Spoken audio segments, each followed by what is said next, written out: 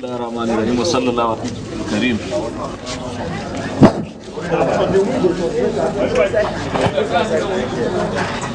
The Honorable Minister, Special Duties.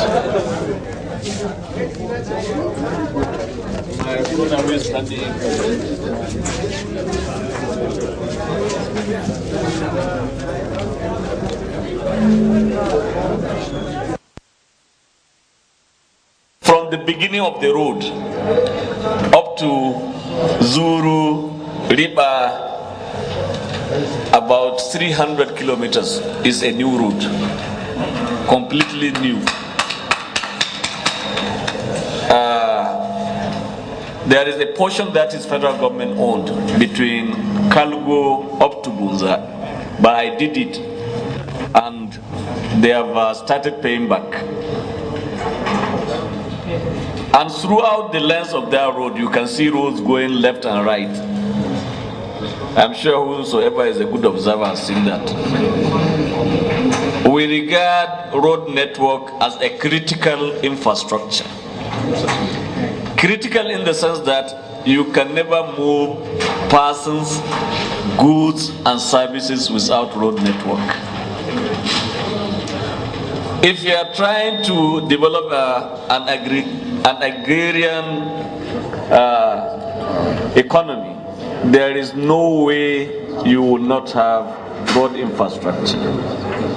For the health services, you must have road network.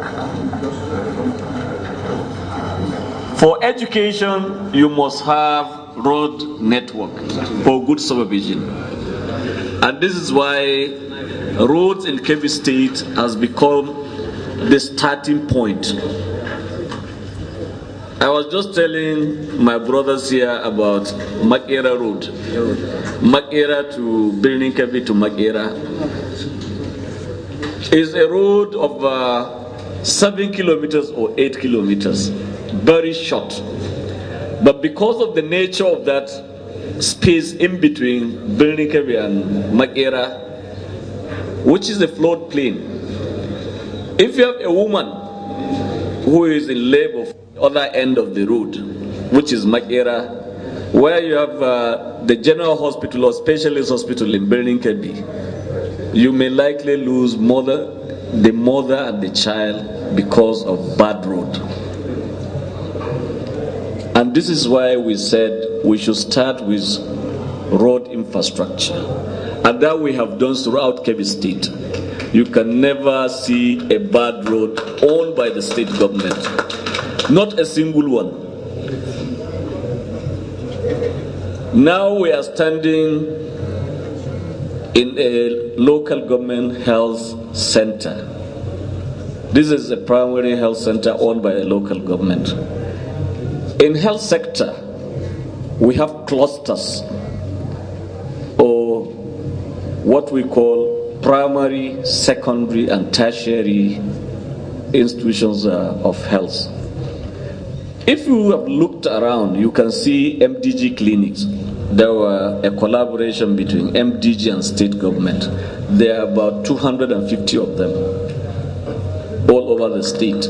There is no ward without a clinic. Then there are these clinics on local government. In every local government, we have built at least 2 to 3. In every local government, there is a hospital. There are local government with 3 hospitals. There are some with 2 hospitals. Danko Asagu has 3 general hospitals. Bagudo has 3 general hospitals. Suru local government has 2. So in these, and this is how we cluster them. And the distance between these institutions is very short. In building these hospitals, we have provided ambulances, we have provided mortuary van, we have provided call duty, utility vehicle, standby generator, in all the hospitals. Two generators. Two generators. Each hospital. And in every local government, there is an ambulance for services within the towns. So that if you have, here we usually transport our dead bodies inside a van to the cemetery, which is a daily occurrence. And we have women who are maybe in labor who will want to go to hospital. So we kept an ambulance in each local government for these services.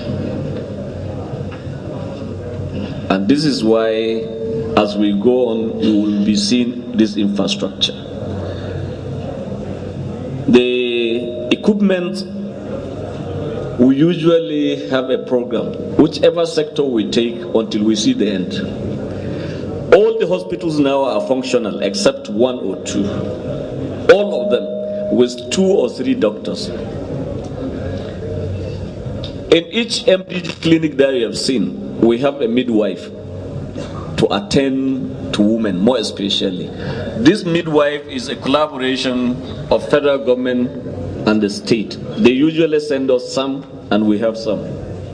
They have a program of sending midwives around the country, and we take advantage of that.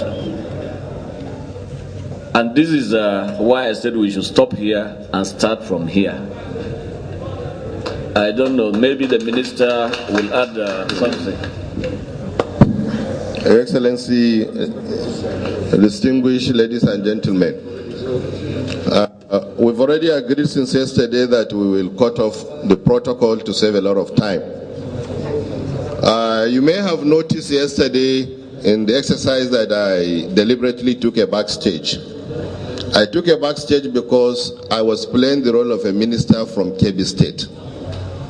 Today, however, I am playing the role of a Minister of Special Duties and Intergovernmental Affairs, as well as standing in for my brother colleague who has to go somewhere to represent Mr. President, Minister of Information.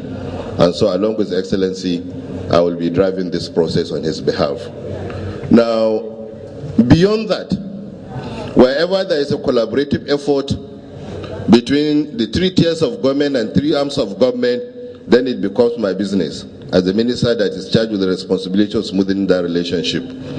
We have seen since yesterday how public-public partnership has been working, how efforts between the federal government, the state government, and the local government is working to showcase the good governance that is being provided to the people of Nigeria. Now, His Excellency has given the morning brief, which ought to have been given much earlier when we set out on this assignment. Now, look around, be prepared to ask questions, whatever questions you want, because what we want is that both the journalists and the civil society organization should be able to bring out information, critical information on some of these concluded or ongoing projects that should be able to explain not only to the people of KEBBI State, but the people of Nigeria, that indeed governance is taking place in Nigeria. And this is the whole essence of this partnership between the 3 tiers of government. So as we move on now, like I said, we will be a bit fast because we have a lot of areas to cover, but that does not mean that opportunities will not be given to people to ask questions. So please get prepared, ask questions, because this is why we're here. No. Your Excellency, distinguished Honorable Minister, Senators and members of House of Reps, Minister's team, my name is Asabe Baba. I'm the National President of Nigeria Association of Women Journalists. Talking about good governance, honestly, from the moment we were received at the border to this hour, all I need to say is that there is commitment.